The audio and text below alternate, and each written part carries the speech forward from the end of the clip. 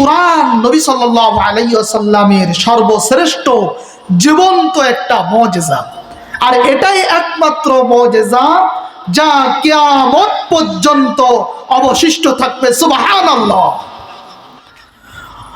ও ভাই ও বাবাজিরাম, আল্লাহ রাব্বুল আলামিন এই পৃথিবীর বুকে হযরতে আদম আলাইহিস সালাতু ওয়াস সালাম থেকে নিয়ে শেষ নবীর আগ পর্যন্ত অসংখ্য অগণিত পয়গম্বর প্রেরণ করেছেন এবং প্রত্যেক নবীকে কোনো না কোনো মুজিজা দান করেছিলেন, যেন সেই নবীর পক্ষে নিজের গোত্রের মানুষদেরকে আল্লাহ তাআলার দিকে আহ্বান করা সহজ হয়ে যায়। কিন্তু যখনই ওই মুজিজা তারা সমাজের ভিতরে প্রদর্শন করে চলেছেন, তখন মানুষ আশ্চর্যান্বিত হয়ে গেছে। এখন আমাদের জানার বিষয় হলো মুজিজা কি। মুজিজা হলো একটা অলৌকিক ঘটনা যা দুনিয়ার মানুষের পক্ষে প্রকাশ করা কখনোই সম্ভব না, এমন ঘটনাগুলোকে বলা হয় মুজিজা। তো মূসা আলাইহিস সালাতু ওয়াস সালামকে আল্লাহ তাআলা 9টা মুজিজা দান করেছিলেন।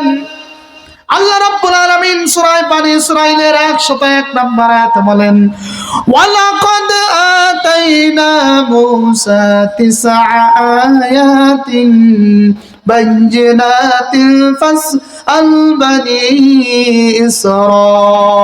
ইসরাঈল। আমি আল্লাহ মূসাকে 9টা মুজিজা দান করেছিলাম। যে 9টা মুজিজা সম্পর্কে যদি তোমাদের সন্দেহ হয়, তাহলে তোমরা বনী ইসরাঈল ইহুদিদের কাছে জিজ্ঞাসা করতে পারো। মূসা আলাইহিস সালাতু ওয়াস সালামকে আল্লাহ তাআলা 9টা মুজিজা দান করেছিলেন। নবীর ইন্তেকাল হয়ে গেল, নবী দুনিয়া থেকে বিদায় হয়ে গেল। মুজিজাও নবীর সাথে সাথে দুনিয়া থেকে বিদায় হয়ে গেল। ওই মুজিজা কেউ আর ব্যবহার করতে পারে নাই। এরপর হযরত ঈসা আলাইহিস সালাতু ওয়াস সালামকে আল্লাহ তাআলা 5টি মুজিজা দান করেছিলেন।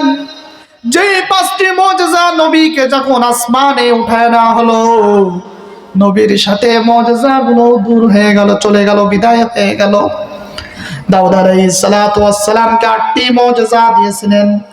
দাউদ আলাইহিস সালামের ইন্তেকাল হয়ে গেল। ইন্তেকালের সাথে সাথে, নবীর ইন্তেকালের সাথে সাথে মুজিজাগুলো দুনিয়া থেকে বিদায় হয়ে গেল। এখন রয়ে গেল শেষ নবীর মুজিজা সম্পর্কে। আমাদের শেষ নবী, আখিরি নবী, বিশ্ব নবী মুহাম্মদুর রাসূলুল্লাহ সাল্লাল্লাহু আলাইহি ওয়াসাল্লামকে 3000-এর মতো ছোট বড় মুজিজা দান করা হয়েছিল।